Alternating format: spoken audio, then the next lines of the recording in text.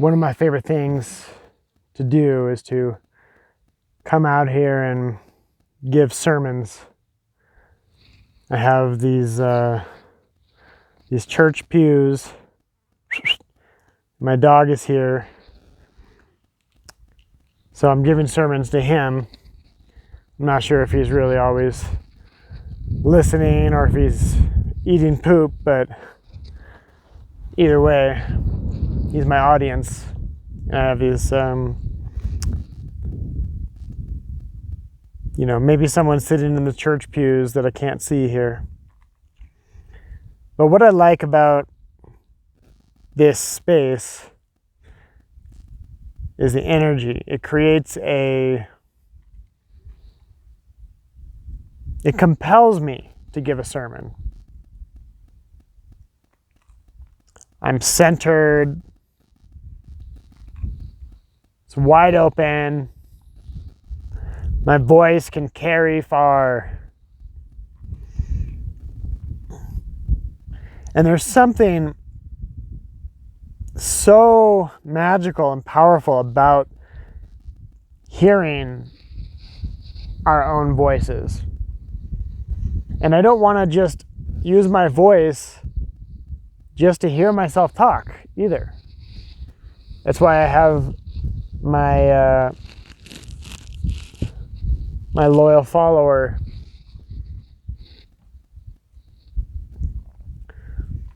We all like, but especially need to hear our own voices as a type of medicine. There's something irreplaceable about it. I heard that public speaking is one of the biggest fears that people have. And yet, what if that is the one thing that will change your life? What if being able to speak and project and own your voice is the mystery solution that doctors can't tell you, and you're not going to read it in a book, an ordinary book.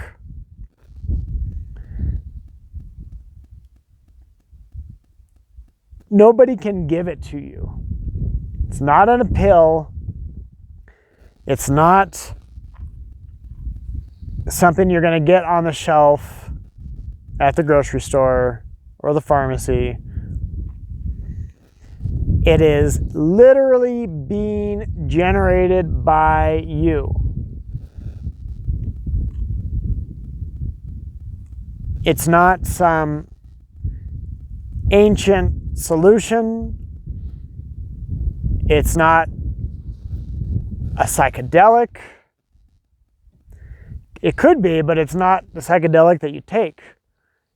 It is something that you are.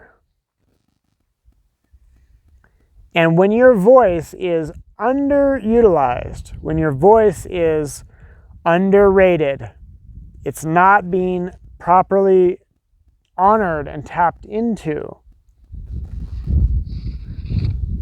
you're going to feel some things. You're going to feel perhaps depressed, angry, sad, hopeless, helpless, all of these different things that come up, and you're just wondering why, and meanwhile, you're not really using your voice.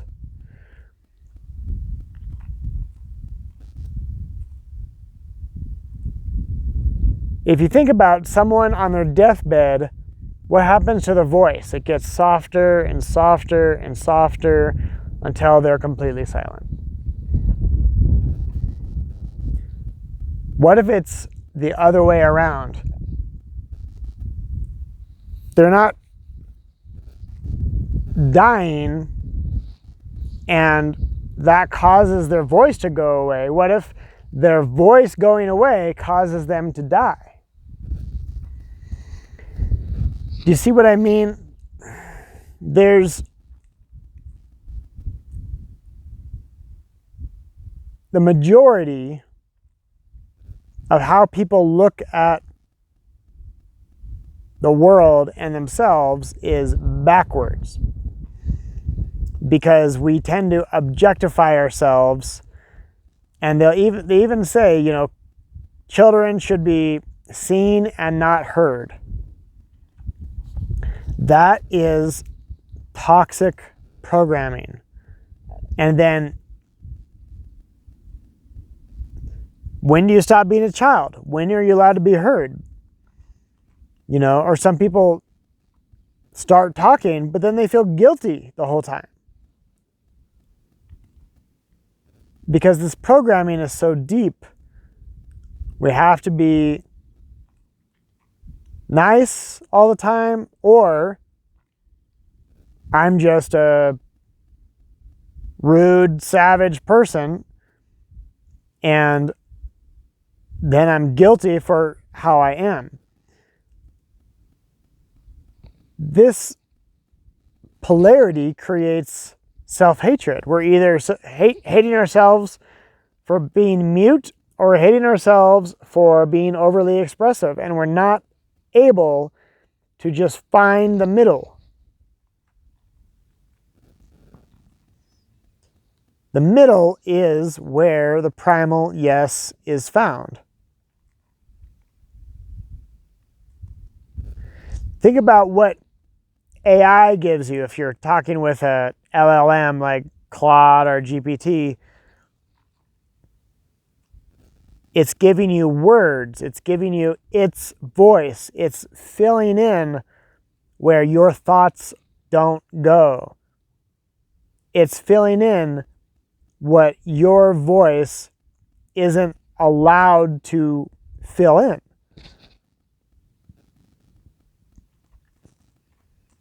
This is what creates the codependency with AI, is because we don't allow ourselves to be ourselves. We don't allow ourselves to know ourselves, to know our own voice.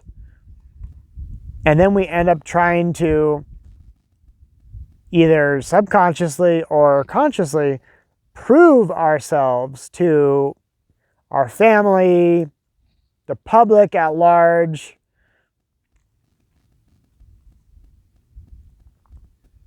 What if your voice wasn't used to prove anything about your worth or your identity? What if it was just because the expression of your voice is the synchronization of your body and your mind? It's just the decision making is one, and that's just who you are. Just like when my rooster crows, he's not thinking about it. He's not wondering how it lands.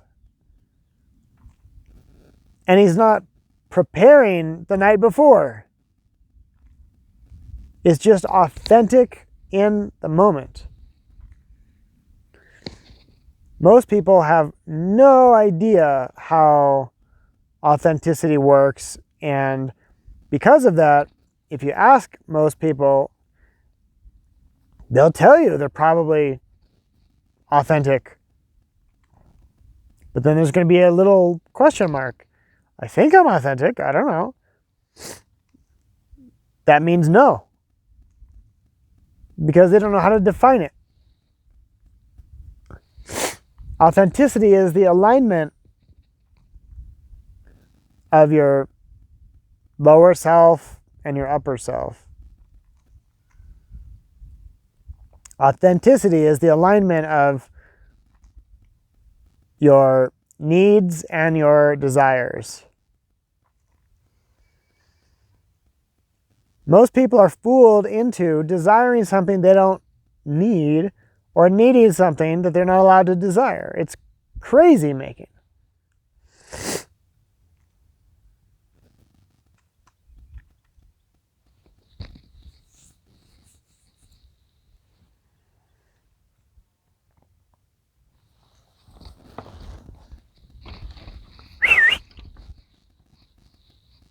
I lost my audience.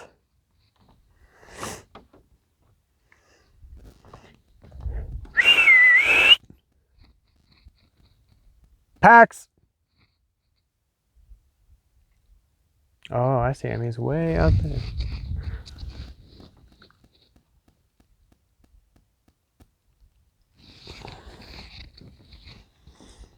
If you're going to be in business for yourself, which means you're going to be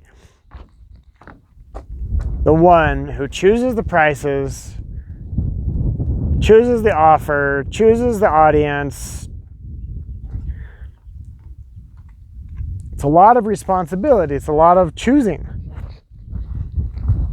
And to be able to trust yourself in choosing that, all that.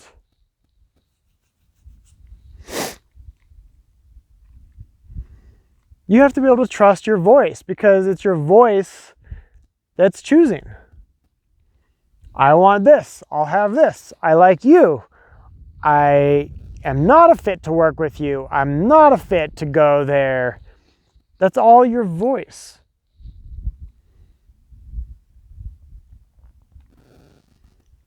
There's such a preciousness to your voice that you forget. And that creates all the things that are not the primal yes. Primal yes is the remembrance. Everything else, the forgetting, is how you end up being a no to your own choices, to your own work, maybe even to your own family or to your own friends, or you don't really even like what you're eating, or you're not breathing. You're a no to breathing. You're a no to life. Why do you think that happens? Because you don't trust your voice. You don't trust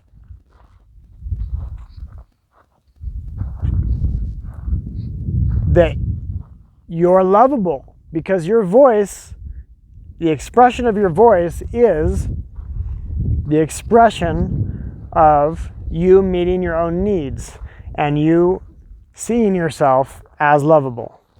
I'm picking up trash as I go because there's all this ancient, rusty stuff.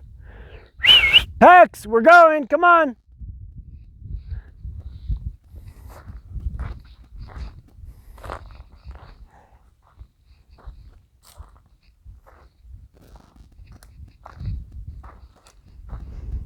If you were able to really be in your own fan club,